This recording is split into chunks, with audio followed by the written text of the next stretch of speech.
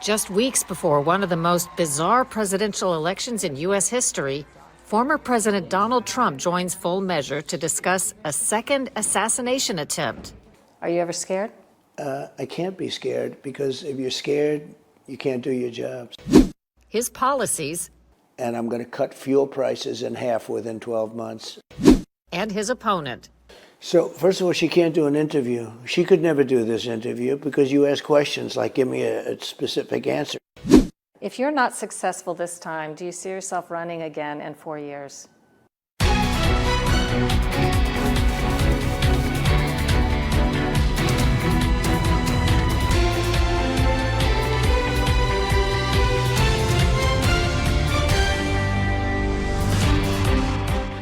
President Trump, thank you for agreeing to an interview less than 7 weeks before the election. Thank you. Harris and her campaign have called you an existential threat, a danger, and said that you will be a dictator. And after the second attempt on your life in a row, afterwards, Hillary Clinton said, you're a danger to the country and the world. Do you blame that kind of rhetoric in any way for inspiring assassination attempts, or do you think it's completely unrelated? Well, I do, and a lot of people say that.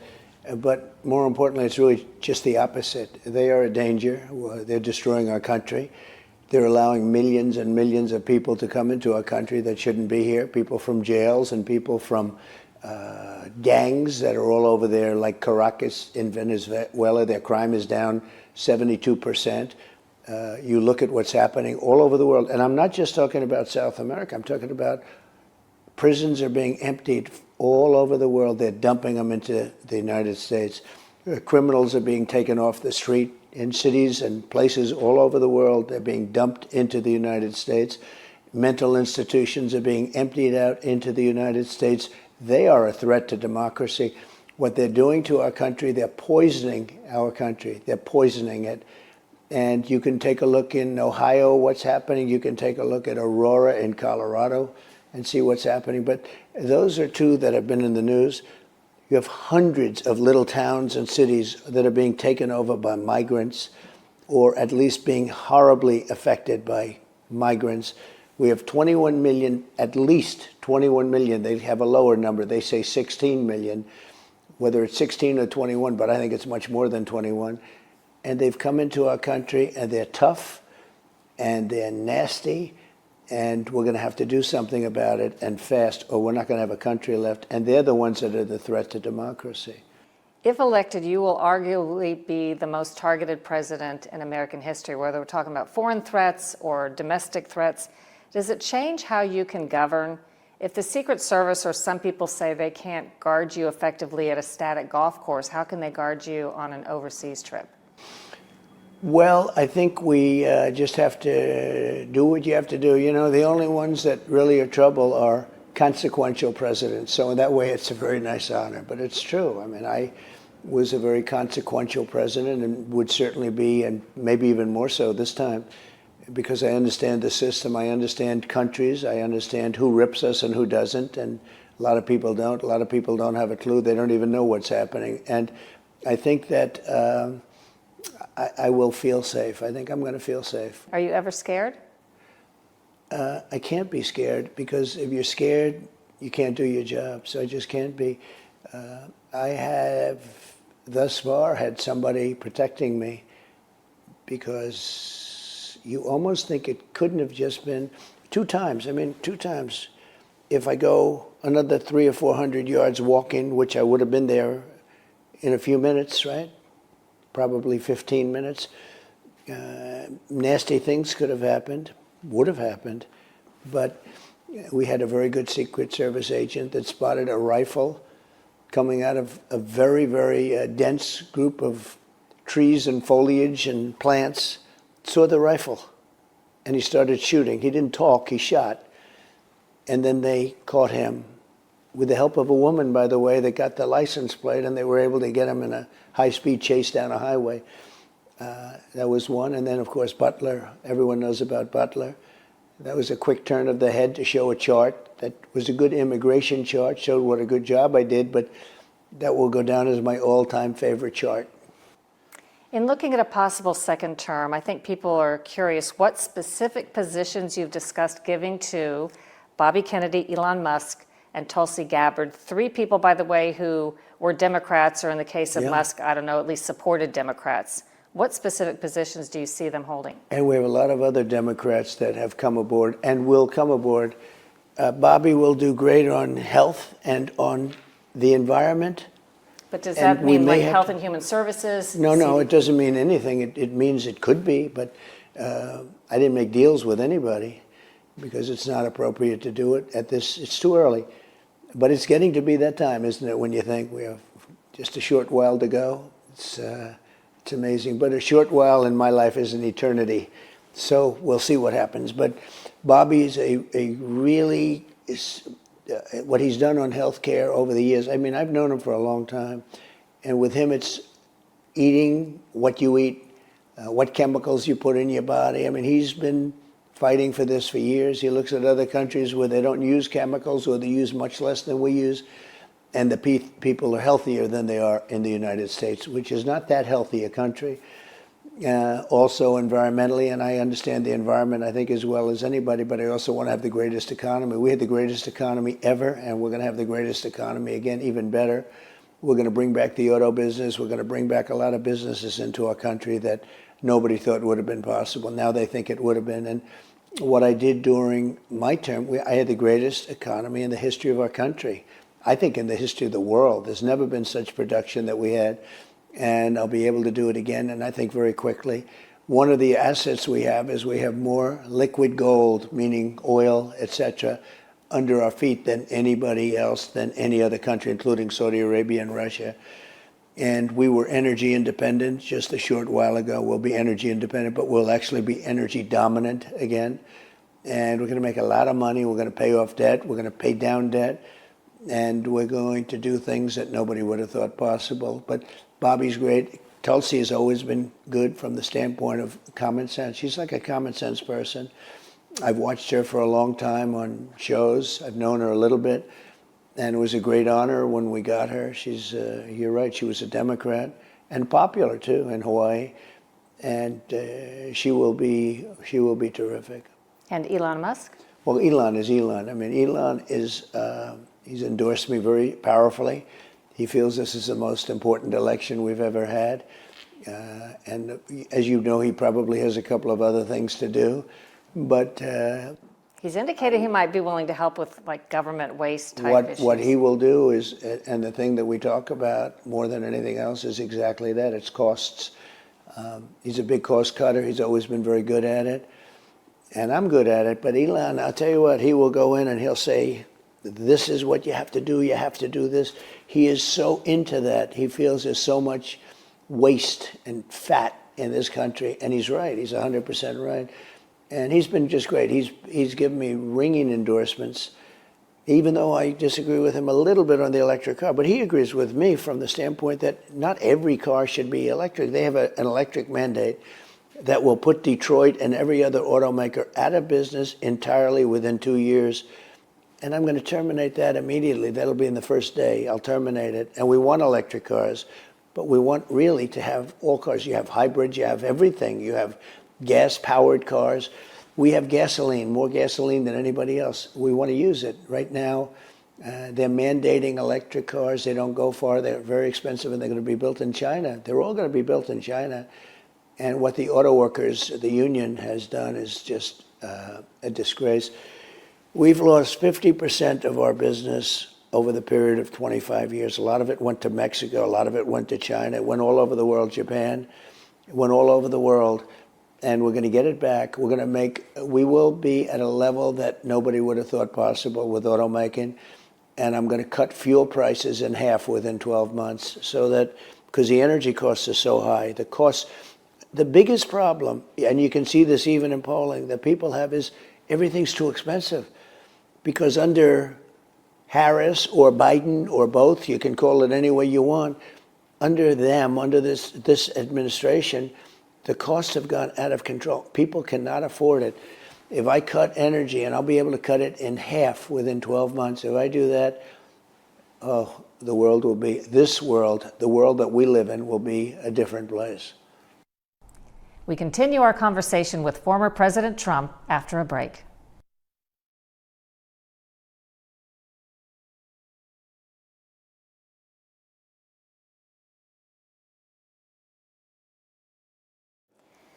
On immigration, which you've mentioned, most people seem to think that you can tighten up the border. And for the untold millions who are here illegally that you referred to, you've talked about a mass deportation program. How is that practically possible? Because a lot of the millions of people have had children here who are American citizens. And don't you think the first time there is an image on television of a family tearfully being told to board a bus, that whole program would end? That's right. If you take a young woman with two beautiful children and you put her on a bus and it ends up on the front page of every newspaper, it makes it a lot harder. So yes to mass deportation, even of women and So children. we're going to and look so at on. it very closely. The way you phrase it is exactly right. You put one wrong person onto a bus or onto an airplane, and your radical left lunatics will try and make it sound like the worst thing that's ever happened. But we're getting the criminals out, and we're going to do that fast, and we know who they are. And the local police know their names, and they know their serial numbers. They know everything about them. We work with the local police, the local law enforcement, which is great all throughout the country. But we have to get, look, we have people, we have murderers that have been let into our country. They're not going to get better. We have people that are insane, that their mental institutions are, the mental institutions all over the world have a much lower population, and in many cases, they've been emptied out. The jails are down to much lower numbers, and soon they'll be emptied out. They're emptying out into the United States of America. We're not a dumping ground. We're going to get all of those people out, and we're going to get them out fast. And we have no choice, because that's not sustainable by any country. On the economy, which you've mentioned, for our viewers, a dozen eggs under Trump cost no more than $2.08 and as low as $1.46. Under Biden-Harris last month, $3.20. Yeah. A gallon of unleaded regular gas under Trump as low as $1.88, never hitting $3. Biden-Harris as high as $5.06, and last month still $3.52. Kamala Harris has been very short on specifics when it comes to economy, other than saying she wants an opportunity economy. What are the specific mechanics of how prices come down, the steps that would be taken in a second term for you? So, first of all, she can't do an interview. She could never do this interview because you ask questions like, give me a specific answer. She talks about her lawn when she was growing up. This woman is not equipped to be president. She's not equipped to deal with President Xi, who I took in hundreds of billions of dollars with him, and Putin. We had no war with Putin. Remember, and I'm just going to go off just for this, with Bush, they took a lot, Russia. With Biden, they're trying to take everything. With Obama, they took a lot. With Trump, Russia took nothing. Just remember that. It's a little chart. But what happened, and when you look at what took place, was so sad.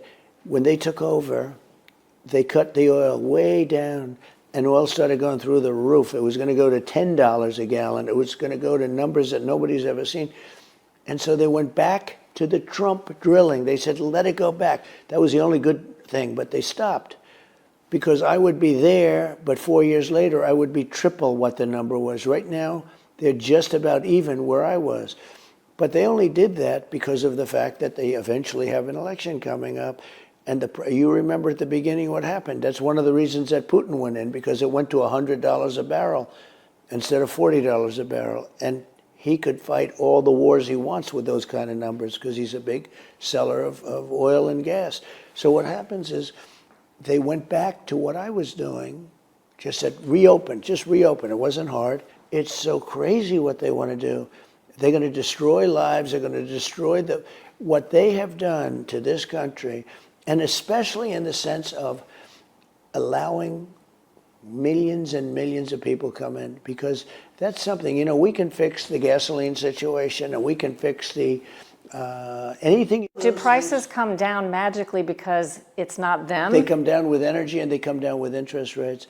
We're going to get, as I told you, we're going to get energy down by 50% in 12 months. We're going to have it's going to be a major smash on energy.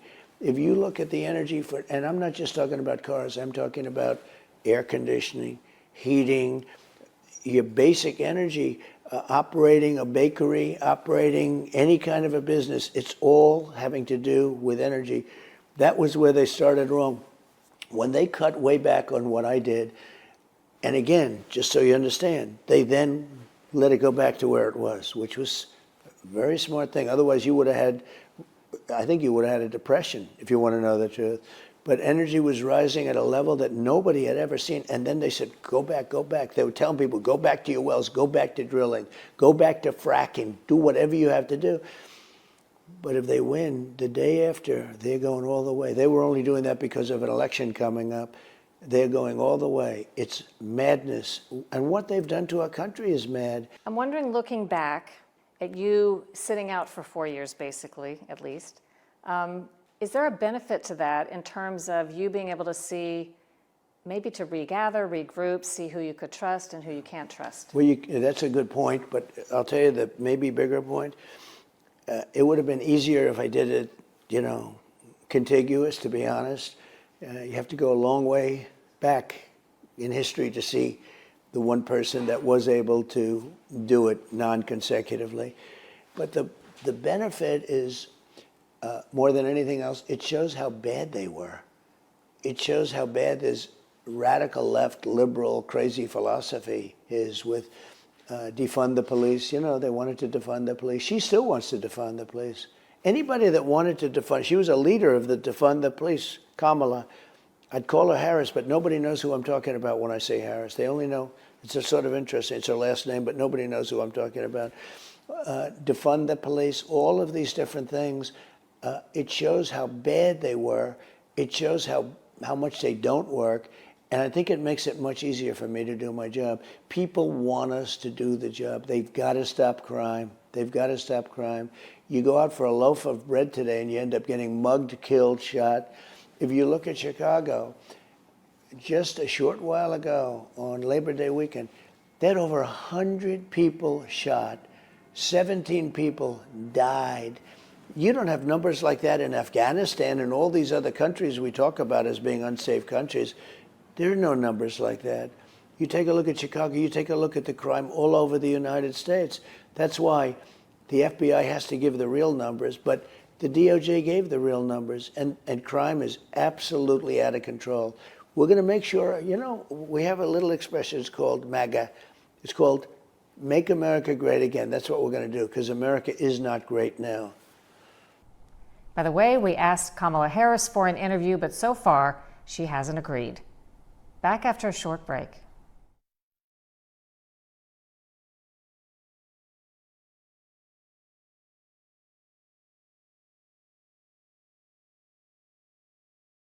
On COVID, you frequently say at your rallies and so on that you don't feel like you get enough credit on COVID.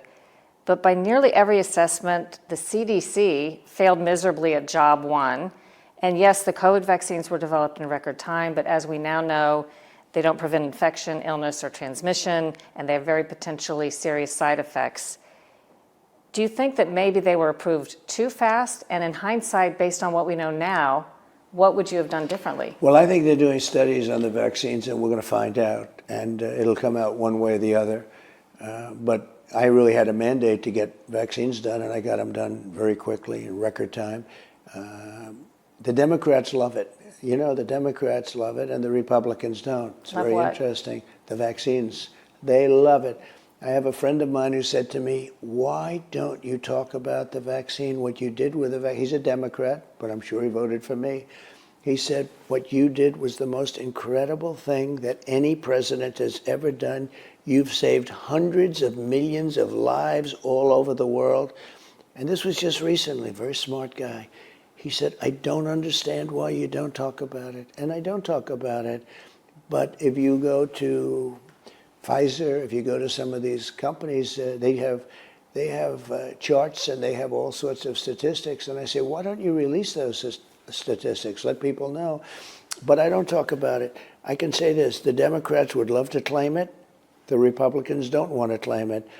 But it'll be determined, I'd say, over the next 12 months. I say this in terms of overall, I think I did an amazing job with COVID. I never got the credit for it. Remember that more people died under Biden-Harris than died under Trump. And they had a much easier time because when it came in here, nobody knew what it was. It came from the Wuhan labs, which I always said, but nobody really knew what it was, where it came from, nothing. They knew nothing. And we got hit, and I got great credit on military. We knocked out ISIS. We rebuilt the military. Great credit on military, great credit on the economy. I never got great credit on the fighting of the China virus, which is COVID, but we call it the China virus because we like to be accurate. But if you think of what I've done, I took a disaster that came into our shores, that dust flew in from China, and we started making things like the ventilators. We were supplying the whole world with ventilators within a period of 7 months. We took auto factories and started making ventilators in auto factories.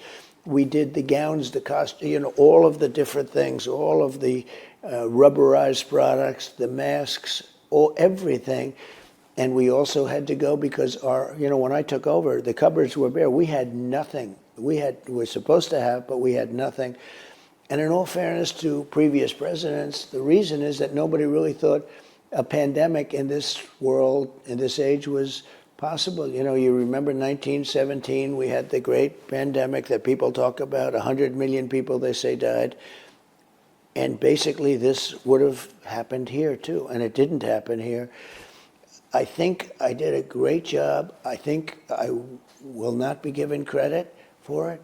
But there are a lot of people that think I did a really fantastic job on that. Nobody knew what it was. Nobody knew where it came from.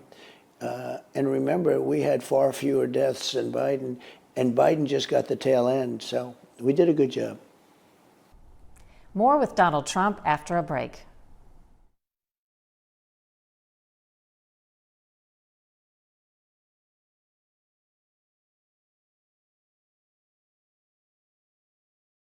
I have two quick questions that are just sort of one sentence maybe. What are two things you do to stay healthy?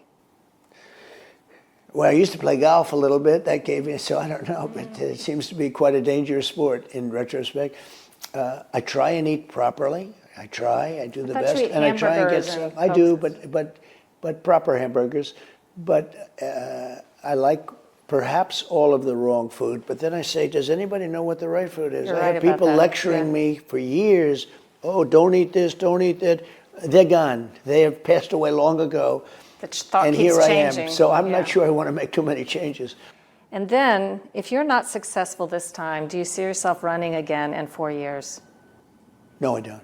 No, I don't. I think that will be it. I don't see that at all. I think hopefully we're going to be successful. Mr. President, thank you for the interview. I appreciate it. Thank you very much. Thank you, Cheryl. Thanks for joining us. From Mar-a-Lago, I'm Cheryl Atkinson.